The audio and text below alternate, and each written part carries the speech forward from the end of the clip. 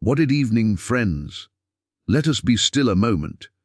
What if the victory you've been chasing is not ahead of you, but already complete within you? We are not here to get anything from God. We are here to witness the presence that already is. When Jesus breathed, "It is finished," he wasn't closing a chapter. He was unveiling a principle, the end of two powers, the end of struggle, the revelation that the work of Spirit is whole, perfect, and complete. When you truly understand this, you stop trying to fix effects and you rest in cause, the eye of your own being. In that quiet, appearances yield to the presence, supply unfolds as sufficiency, health reveals itself as wholeness, relationships blossom into harmony, not by might, not by mental effort, but by the silence that does the work. Tonight, we will turn within and practice a simple inner stillness that lets "it is finished" become more than a scripture. It becomes a living law in your experience. If this resonates, please like the video, subscribe, and comment a number that speaks to your spirit: 7 for completion, 12 for divine order, 33 for Christ awareness, or 144 for fullness. Shall we discover together where in your own consciousness the word "finished" has been quietly waiting to be realized? To be still is not to freeze the body or suppress the mind. It is to relax the personal will that imagines it must make something happen. Seeking implies absence, a belief that God, peace, health, or supply are somewhere else, later on at the end of a prayer or the conclusion of a method. Witnessing acknowledges presence as already here. What the invisible is that fulfilled itself before a problem formed a sentence in our thought. Because the Master said, "It is finished." Our function is not to finish what is already complete, but to become quiet enough to behold it. Let the breath fall into its natural rhythm. We are not affirming, we are not pleading, we are not outlining outcomes, we are consenting. In this consent, a soft, inner listening awakens. Thought may present a parade of needs, reasons, and urgencies. Smile at them without ownership. Let them pass as clouds, and notice that the sky of awareness remains untouched. That silent, spacious witnessing is the activity of the eye within you. It requires no defense, no argument, no force. The silence itself is the door. Whenever you feel the impulse to fix, to hurry, to reach, pause. Return to the simple recognition. Why of my own self do nothing? The Father within me doth the works. This is not passivity, it is the highest form of receptivity. In stillness, you are not withdrawing from life, you are withdrawing belief from appearances, and in that withdrawal the authority of appearances dissolves. Fear loses its vocabulary, lack loses its outline, conflict loses its opponent, because you are not furnishing them with a second power. If a memory of lack appears, do not seek supply, witness sufficiency as the nature of God expressing. If a sensation in the body clamors for attention, do not seek health. Witness life as the only animating presence. If a person or situation seems hostile, do not seek harmony. Witness the indivisible one as the only relationship. In each case, you are not manufacturing better conditions. You are letting reality outshine its own shadows. Practice moments of inner rest without agenda. 30 seconds, 1 minute, several times a day. Sit or stand or walk without mental commentary. Feel the subtle hum of being here now. When the mind returns to questions, how, when, what if? Answer only with a gentle turning toward the quiet center. Here I am. Here God is. Here all that the Father has is mine. Rest there not as words repeated, but as a felt consent. As this witnessing becomes natural, gratitude rises uncaused. You will notice solutions appearing where you did not plan them, strength present where you did not summon it, love recognized where you expected resistance. Because the finished work is revealing itself in the measure you refuse to improve it and allow it to be, and if nothing seems to change outwardly in a given hour, let that be your reminder that witnessing is not measured by results, but by fidelity to presence. The fruits ripen in their own season. Your part is the inner yield, the quiet yes that says, "I trust the already accomplished."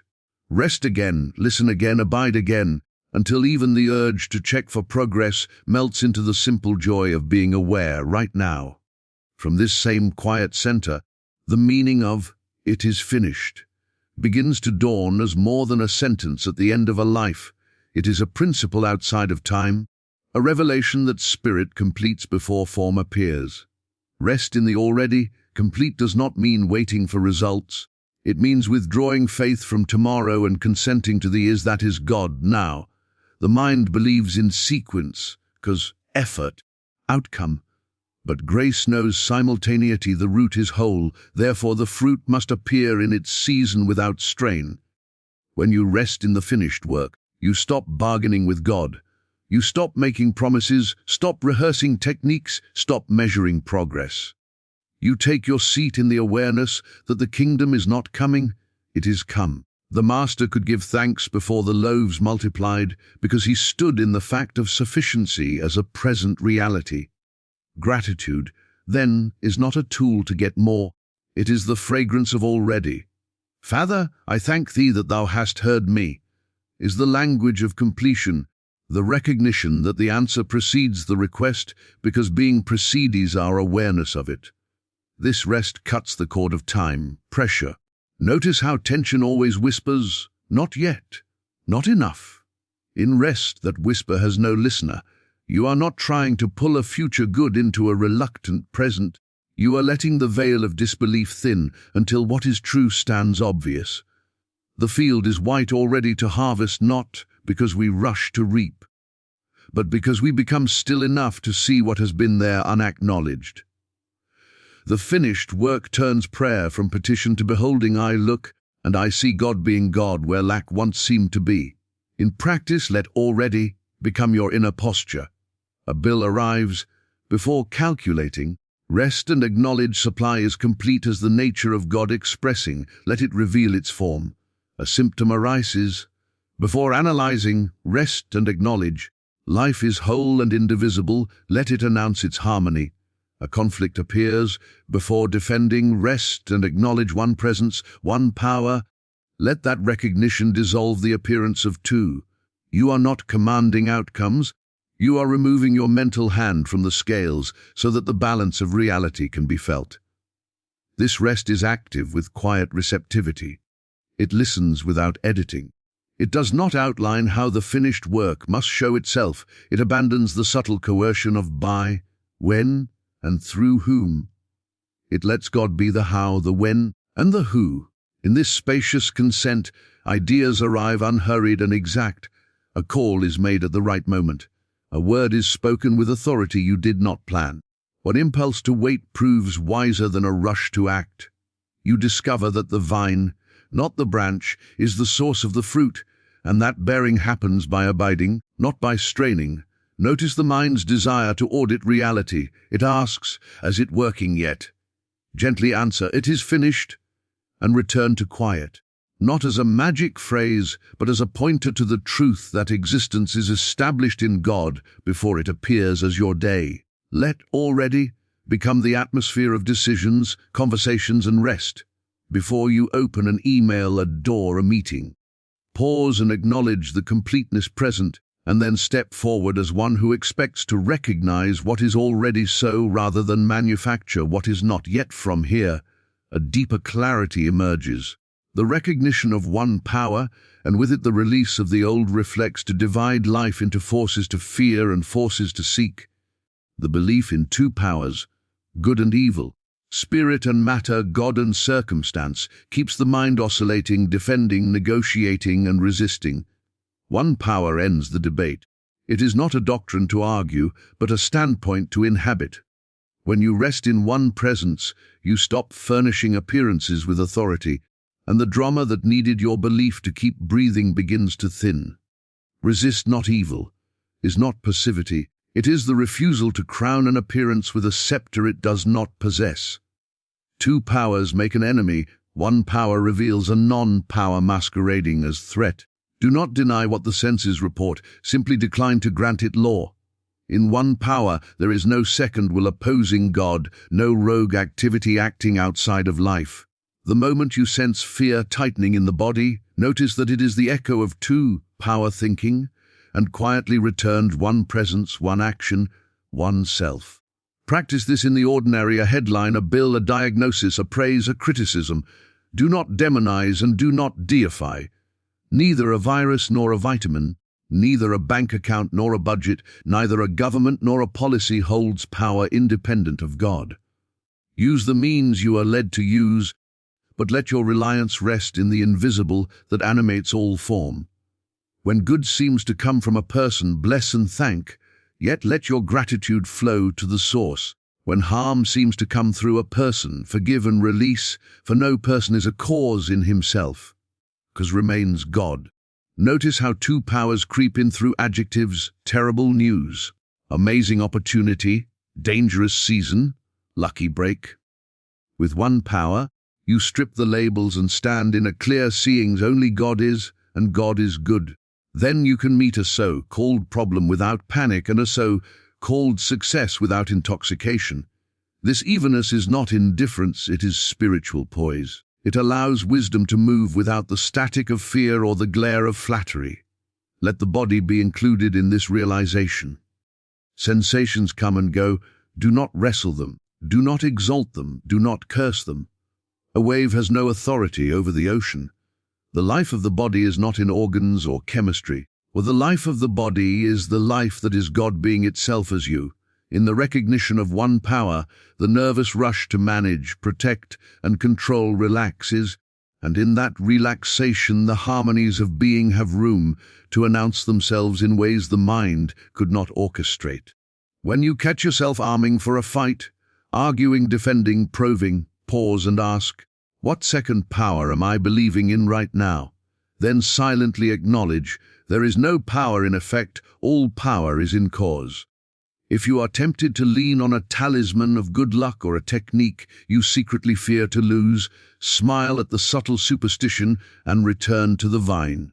The branch bears fruit by abiding, not by collecting charms. This is why prayer in this way becomes a gentle subtraction rather than a strenuous addition. You remove fear, you remove fascination, you remove the crown from appearances until only the I remains evident as the only law and life, and with that the attention can naturally turn from effects to the living cause within. To turn is to reassign your faith. Effects, conditions, bodies, bank balances, headlines, moods, are the moving pictures on the screen. Cause is the light. When you stare at the picture and try to edit it frame by frame, you become entangled in shadows. When you return to the light, the picture clarifies without your struggle. Turning from effects does not mean ignoring responsibilities. It means withdrawing the belief that effects are causal and placing reliance where it belongs. In the living eye, the infinite invisible that is your very life, understand that the eye of your being is not the personal ego. It is the Christ identity, the Father within, the presence that said through the Master, I of my own self do nothing, the Father within me doth the works. This I is cause. It is whole before any evidence, complete before any expression, timeless before any event. The personal sense of me can only react to effects that I beholds and fulfills. To shift from reaction to realization is the essence of this turn. Practice becomes simple pause, acknowledge, abide, pause, interrupt the reflex to fix an appearance. Acknowledge, quietly recognize, here I am, God is the very life and law of this moment. Abide, rest in that inner presence long enough for its stillness to register. You are not repeating a formula, you are consenting to reality. In that consent, what thought loosens its grip, the breath deepens, and a subtler knowing begins to surface. Often the needed idea arrives without fanfare, sometimes there is only a sense of release. Either is the sign that attention has come home to cause. Apply this in specifics. A financial pressure mounts. The mind races to strategies.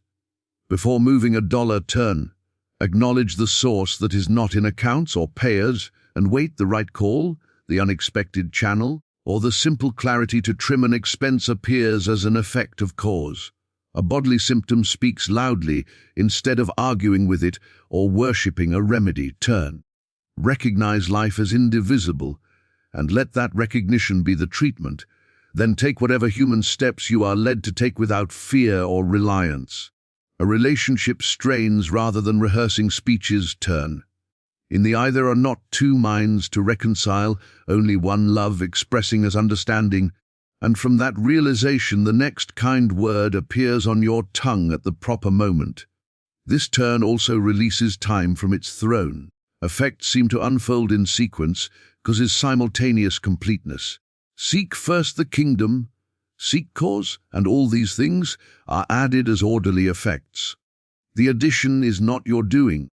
It is the lawfulness of being revealing itself. You discover a quiet confidence that does not need guarantees because it knows the nature of the source. The branch does not demand a schedule from the vine, it abides, and fruiting occurs in right season. Notice the subtle ways you are tempted to treat effects, compulsively checking messages for validation, tracking symptoms for permission to feel safe, adjusting personalities to secure peace. Each time, gently withdraw the investment. Sit back inwardly a fraction of an inch. Let the eye take the initiative. Often, the outer action you then take will look ordinary. Send the email, rest, apologize, decline, but it will carry a different authority because it issues from cause instead of fear, in prayer as treatment. Refuse both condemnation and congratulation of appearances.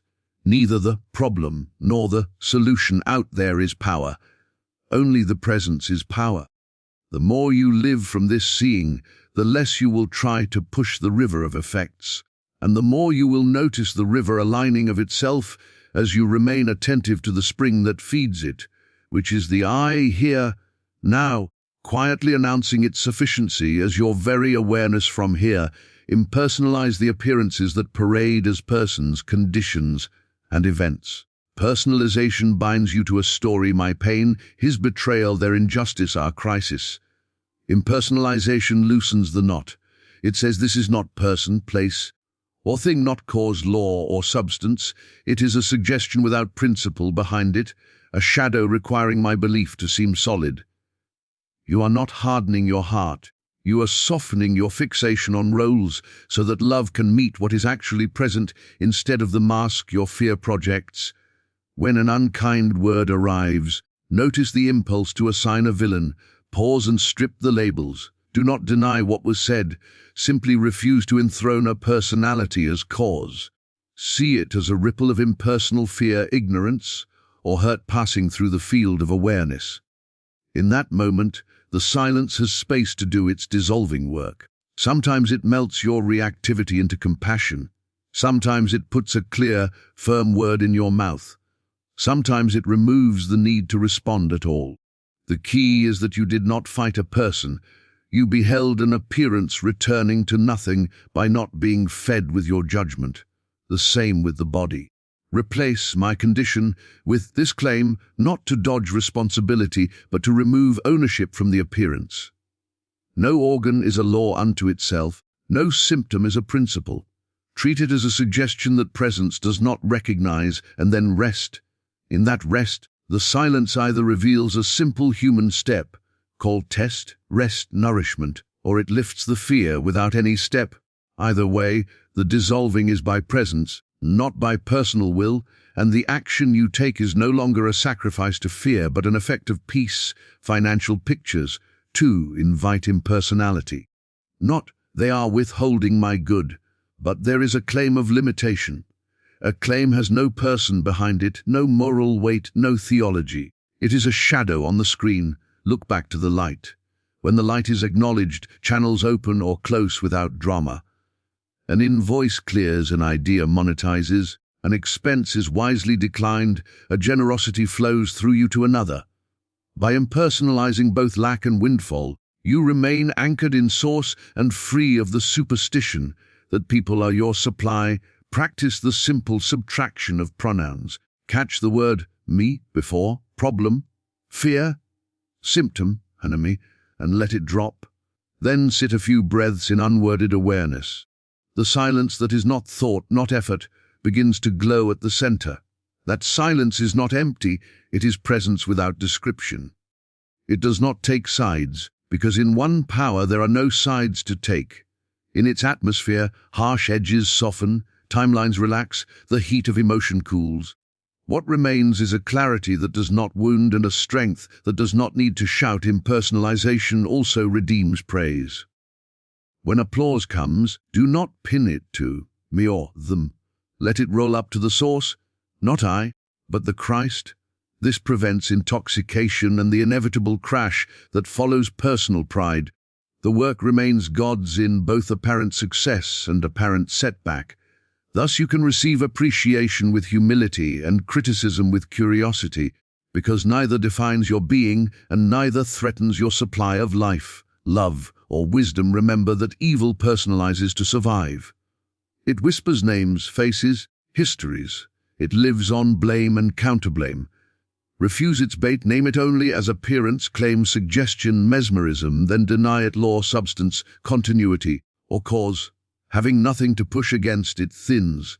Having no one to inhabit, it fades. In that thinning, the gentle government of the finished work becomes more easily seen, and the impulse to fix, defend, or accuse is replaced by the quiet readiness to witness what God is being here, now, as this very scene, as this very breath, as this very willingness to let the silence complete what no argument could accomplish. Then living from fulfillment, not toward it, ceases to be an ideal and becomes your natural gait. You stop starting from absence. The mind's calendar of when I get there, then I will be, is replaced by an inner awareness that being is the there already here. Take no thought. Becomes practical, not carelessness, but refusing to build a future out of fear, wood and hurry nails. The finished work is your atmosphere. You don't try to pull good into the moment. You let the moment reveal the good it already holds. Begin the day as one who is sent, not as one who must make something happen. Sit a few breaths in the hush and acknowledge, the kingdom is present, I abide in it, and it abides in me. Let that recognition soak your schedule. Your tasks become places of beholding, not ladders to climb. You write the email, not to secure favor, but to witness intelligence flowing. You make the call, not to wrestle a result, but to let right action meet right timing. Work shifts from performance to transparency, Christ, not personality. Doing the work's decisions from fulfillment carry a quiet authority. Use peace as your barometer. If the impulse is braided with fear, wait. If clarity arrives without push, move. A holy no can be as obedient as a holy yes. Boundaries arise not to protect a fragile self, but to honor the rhythm of life expressing. You no longer over-promise to purchase approval, nor do you delay the simple deed that grace places in your hands. Because you are not living to get to fullness, you are living out of fullness. In relationships, you stop entering rooms to be completed. You come bearing. You listen for the I within the other, not for evidence to defend or indict a history. Appreciation is given freely because it spends no capital.